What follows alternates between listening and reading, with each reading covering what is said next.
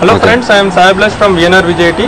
I would like to explain about the common problem found in most of the operating systems, that is blue screen of death. Blue screen of death is actually error message shown to users whenever kernel don't know what to do and how to proceed further. Blue screen of death is actually a deadlock system, and in most of the operating systems which we use, they actually implement deadlock avoidance algorithm. So to get out of this deadlock system, the possible solution can be to restart the application or else to restart the computer. In most of the real-time operating systems, they use deadlock prevention algorithm. But implementing deadlock prevention algorithm in our operating systems is a costly affair. So whenever users get this BSOD, they actually get frustrated. But by carefully observing the BSOD and by analyzing the error codes, we can actually debug the information and also find out what kind of BSOD it is and why it has occurred. And by analyzing the situation, we can take appropriate actions so that BSOD will not occur again in future. So I have a sample BSOD simulator software with me, which can show BSOD in various operating systems and in various conditions. Okay friends, now let's look at some of the BSODs in various operating systems. The first one is Windows 95-98. It shows that a fatal exception occurred at some memory location, and it also shows the actions to be performed by user whenever they encounter BSOD. The first action to be performed is to terminate the current application and also to restart the system by just pressing Ctrl Alt Del.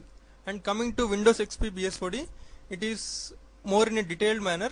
The problem seems to be with a file called spcmdecon.sys file, and there is a stop code available here. You can get more information about this stop code and error messages in websites like Microsoft.com and TechRepublic.com. And this is BSOD in Windows 7 operating system. It is more or less similar to BSOD in Windows XP. And this is BSOD in Linux operating system. In Linux, BSOD is actually called as kernel panic.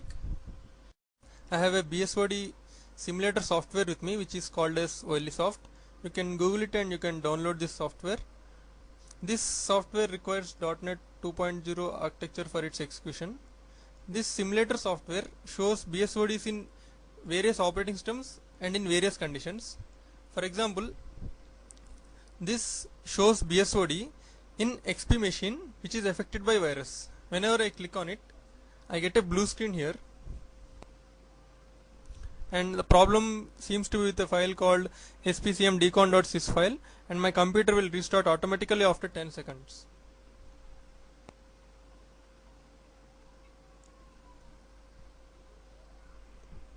This is how a system which is affected by virus behaves.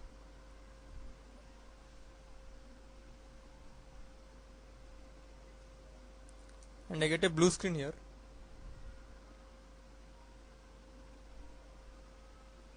A sample disk checking will be performed.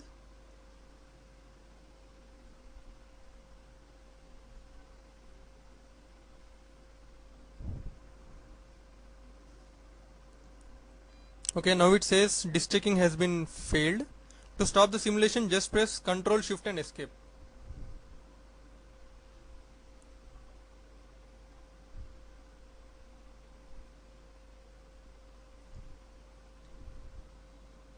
Okay, let me show you one more BSOD which occurs in Mac OS operating system. Here BSOD is called as kernel panic. Okay, it asks me to restart my system by pressing power button for several times.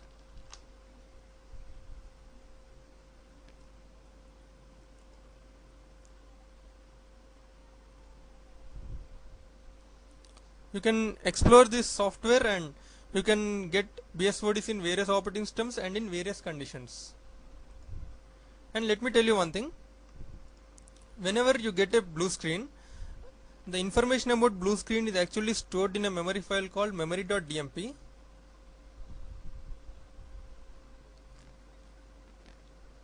Here it is. It is stored in a file called C drive Windows memory.dmp. That means the memory.dmp file will be stored in root Windows folder. You can analyze this dump file by using a tool called kanalyze.exe. I have that software with me. This is kanalyze.exe software developed by Microsoft Corporation, and it is 2.22 MB.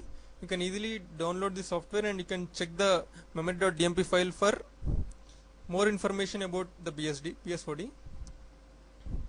And also I have one more utility called Citrix dump check utility, which can check the dump file. It is a command line utility program which is used to check the memory.dmp file. Okay friends, I have a sample video with me wherein Bill Gates was trying to give his demo on 98 and suddenly he has encountered a blue screen of death. Let's have a look at it. Let's plug it in. It's going to say, hey, I see you plugged in a new device, and it's going to load in the appropriate drivers. You'll notice that this scanner build, whoa.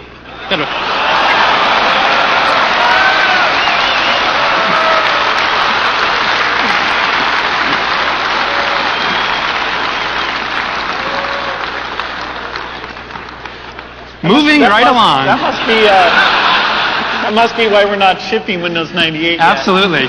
Absolutely. Friends, I have given a brief introduction about what BSOD is and what are the error codes in it.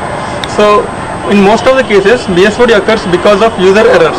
Suppose if you install a software or a driver in your machine which is not compatible with your system, then there is a chance of getting BSOD.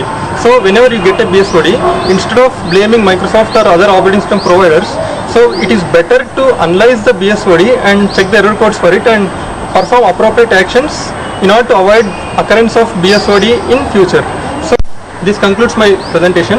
Thanks for watching this video.